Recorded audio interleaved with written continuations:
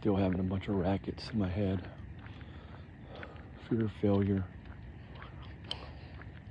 Fear of not getting this business off the ground.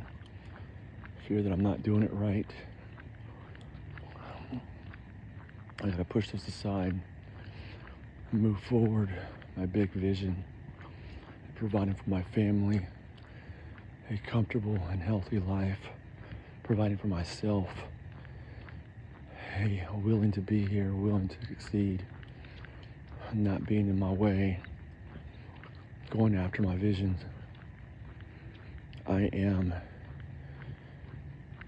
a passionate, courageous, and joyful leader. I am a humble servant.